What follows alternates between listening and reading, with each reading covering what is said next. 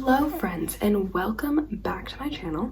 Today we are going to be discussing all of the books that I have bought physical copies of and their plots and did I like them or not. I bought these all at varying times in my life. So this is just really a summary of the books that I own, and then later we'll get into the books that I've read so far this year.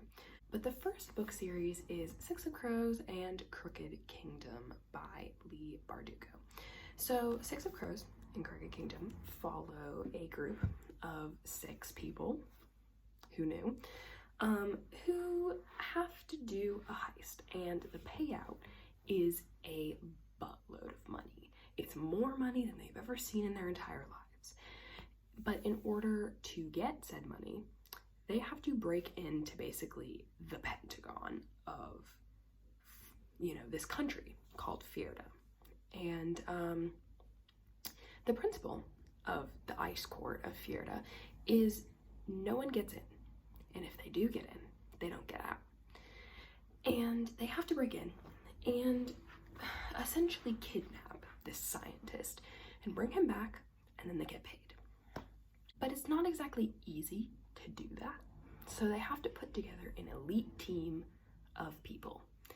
And this elite team consists of a disabled boy who uses a cane as a weapon, an acrobat who is extremely religious, a sharpshooter with a gambling addiction, a bomb specialist who can't read, a Grisha magician with the power to stop your heart, and an ex-Fjerdan, essentially special forces warrior. And they have to break into the ice court. So it follows this unlikely band of people on their journey to get a fuck ton of money. I really liked it because I thought that the representation was amazing. Like, we see disabled characters, we see characters with learning disabilities, we see religious characters who are not mocked for their religion, we see people overcoming their prejudices, we see addiction, and it was very realistic. And the characters were well represented, and it was wonderful. I enjoyed it very much. The second book that I read last year, but I own a physical copy, is The Hunchback of Notre by Victor Hugo. Now, this is, I feel like a lot of people probably already know the story behind this, so I'm not really going to get into it too much.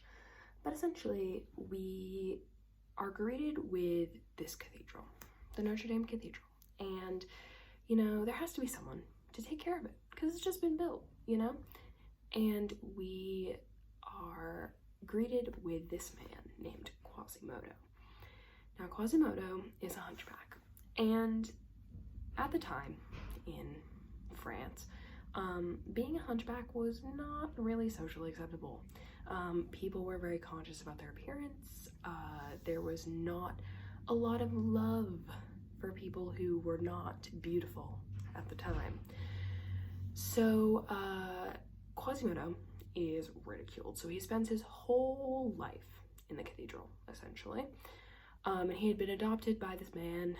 I think his last name is Froyo. I've never known actually how to pronounce it. But he gets adopted by this man, Froyo, and he takes care of the cathedral. And one day, he sees this beautiful woman, Esmeralda, and her little goat. And that their relationship kind of kicks off the story. I liked it. I enjoyed it. It did take me 7 months to get through it. Victor Hugo does not know the meaning of the word concise. But all in all, it was very good. I enjoyed the 30-page chapter dedicated to the description of the cathedral, even though that was totally unnecessary, but it did help later because there's no map in here. But overall, it's worth a read. It is technically a classic, and I don't really want to bug people about reading the classics, but this one's worth it. If you can get past the paragraphs that are just one sentence, you'll like it. It's good. The next book I read is called Why We Swim by Bonnie Sweet. So this is a memoir, definitely memoir. And basically it outlines the life of this swimmer and the people that she talks to about swimming and why people should swim. And it outlines 5 main sections and reasons why you should swim. And the 5 are survival, well-being, community, competition, and flow. And basically, it just goes through interviews and talks that she's had with other people and her own experiences about swimming. I loved it. I loved all of these books, so I'm sorry if that gets like tiring to hear. I'm a swimmer, and so it really helped me connect with, you know, my sport. I had recently lost a connection with my sport due to COVID, and it really brought me back to how I felt originally about swimming. And so I enjoyed it. It was good to kind of make up for the fact that I wasn't swimming during quarantine.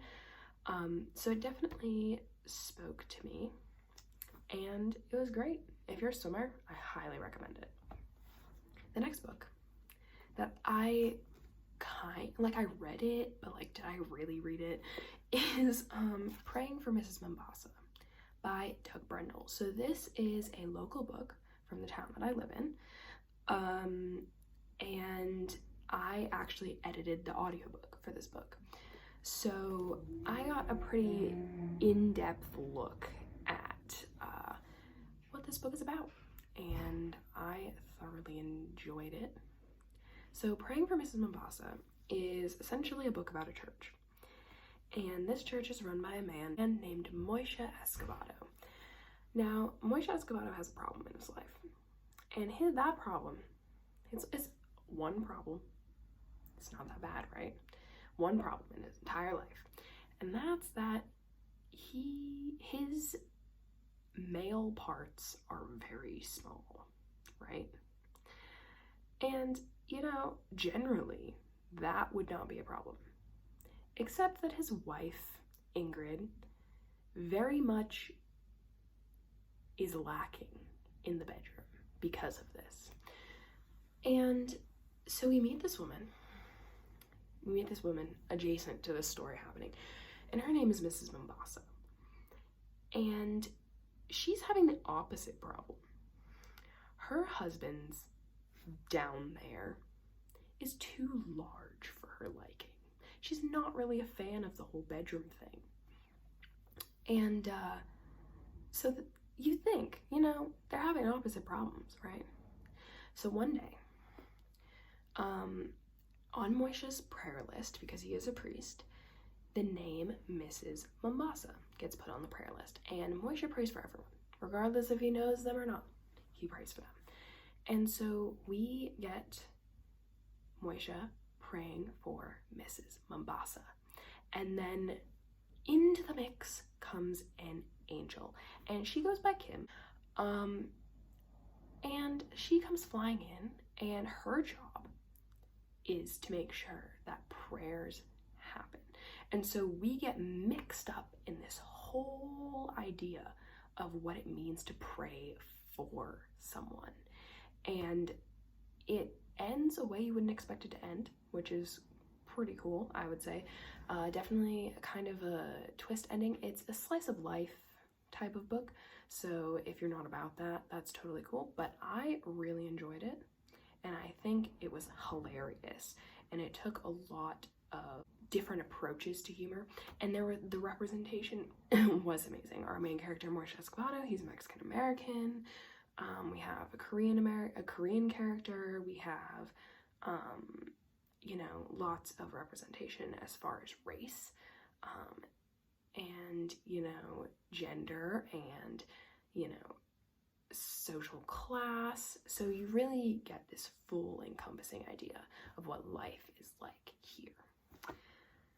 The next book I read, which I read very, very recently, like 2 months ago, is Under a Gravid Sky by Angela McCrae Shea.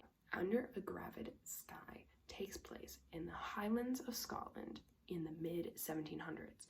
So if you don't know anything about Scotland, there was this big war, well, battle, I guess, that happened, and it was called Culloden. And so this was when the English fought the Highlanders of Scotland and won.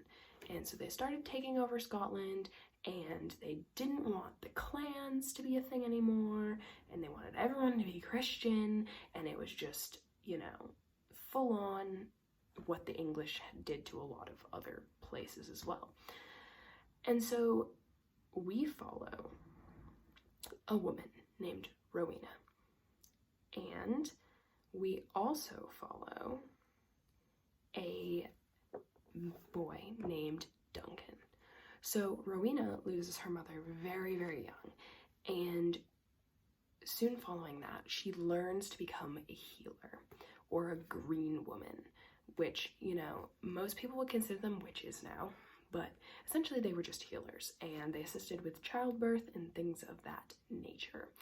And Duncan is orphaned by the Hanoverian army, who burned down his house with his family in it, and which is not a spoiler, and he joins their family.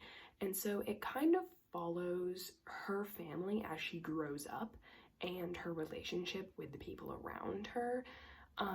But throughout all of this, her father and brother, not Duncan, her other brother, participate in the whiskey trade, which at the time in Scotland following Culloden was illegal. And so you see this added level of drama with this man named Hugh Macbeth, who is basically a cop who does not like the whiskey trade, and he's trying to arrest people for it. And so there's a lot of drama. I liked it. I did think it was a bit slow,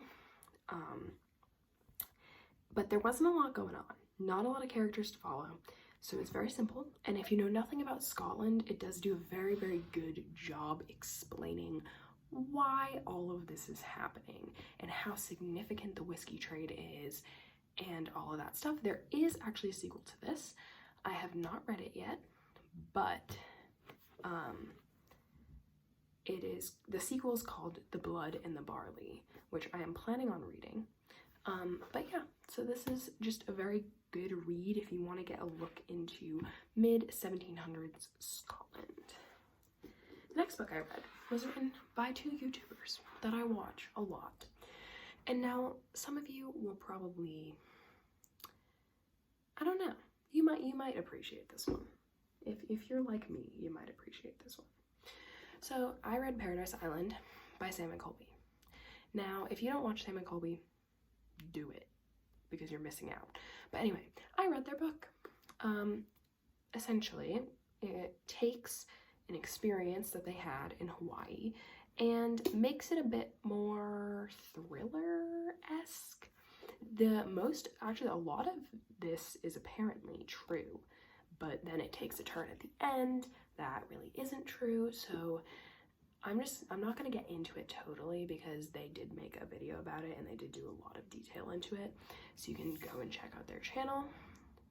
But basically, they go to Hawaii, and there has been an incident, and part of the island, the Napali coast, is closed off. But they have a friend who can get them out there, and his name is Trey. And Trey's like, yo, you should come out to the Napali coast and I'll show you around. Because even though it's closed off to tourists, I'm a local. I can take you out there, right? So they go to this big house and they meet this kind of creepy lady. And the locals are kind of creeped out by her. They're kind of creeped out by her. And it basically follows, you know, what the hell is this creepy lady gonna do? It's like a little mystery situation. And they get stuck on the Napali coast because, you know, it's traditional thriller setting. And creepy stuff ensues. I enjoyed it. I would definitely classify it as young adult fiction, as a young adult thriller. It is not super scary if you're not into the whole horror situation. But it does kind of have realistic vibes, but you'll know when it veers off from like being realistic to being a little bit not realistic, if you know what I mean. But I enjoyed it. I read it all in like 2 hours. It's not very long, so if you're looking for a quick one, great. And if you love people who just explore things and you love haunted shit, head on over and check them out, because you know, this is not the craziest thing they've ever done. The next book, second to last one I read, was The Alienist by Caleb Carr. Now this book took me a long time, like 4 months to read. And normally books don't take me that long. But the reason for that was because I stopped in the middle and then got bored, and then I came back to it and found it interesting. So basically, The Alienist follows this guy at the turn of the century in almost 1900 in New York City, and he's a writer for the newspaper, and murders start happening. And so he's also friends with the police commissioner at the time, Theodore Roosevelt, who's kind of freaking out. And the police commissioner, Roosevelt, wants to hire a man named Laszlo Kreutzler. Now, Kreutzler is an alienist, which is the old-timey word for criminal psychologist, kind of. Well, psychologist in general, but in this case, he becomes a criminal psychologist. And they use, if you like Criminal Minds, you'll love this, because it is basically old-timey Criminal Minds. They have to profile this killer to figure out who he is and catch him and stop more young boy prostitutes from being murdered. It's a thrilling read. I did think the beginning was slow, admittedly, which is why I stopped. But, you know, after you push through like the first 10 chapters, it honestly is amazing. And the show is also worth a watch. It doesn't stick completely with the storyline, but it is one of the better book-to-show adaptations that I have seen. And last but not least is another book by well, I guess she's a former YouTuber now, is another book that I loved, and I can't wait for the sequel, and that is The Magpie Society, One for Sorrow by Zoe Sugg and Amy McCulloch? I hope I'm saying that correctly, because that would be really embarrassing if I wasn't.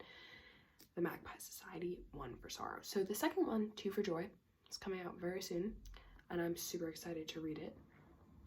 But this is a, I guess, young adult mystery. This definitely got me back into reading, but we follow a new student. Her name is Audrey, and she has a new roommate named Ivy, and they're not exactly getting off on the right foot with each other, but that's okay. And Audrey is kind of freaking out because everyone is acting really weird at this new school, and there's something that they're afraid of, and she's not sure what it is. And her roommate Ivy is a straight-A student, and she just wants to get through this freaking year, you know? She is done. She just wants to get through it. And then a student is murdered. And when people find out the student is murdered, obviously they freak out. And this is exactly what Ivy needs, of course. And so we see the emergence of a freaky little podcast. And in this podcast, the person who's running it essentially says, you know, I know who did it, and I'm gonna call them out. But they want other people to try and figure out who it is too. And so we kind of have this mystery of who done it. And that is the synopsis. I loved this book. Normally, I have a hard time with young adult mysteries because they're not they tend not to be super complex, and they're easy to figure out. But this just threw me for a loop. Like, every chapter I was like, whoa, coming out of left field, you know?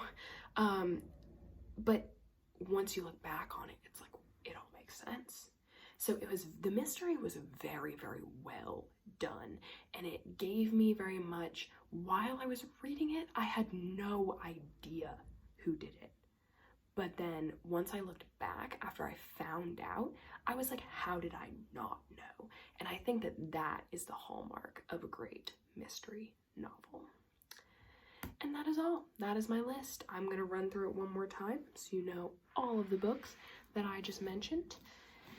So we started off with Six of Crows and Crooked Kingdom by Leigh Bardugo, followed quickly by The Hunchback of Notre Dame by Victor Hugo. Then we covered memoirs in Why We Swim by Bonnie Sweet, followed by a slice of life book called Praying for Mrs Mombasa by Doug Brendel.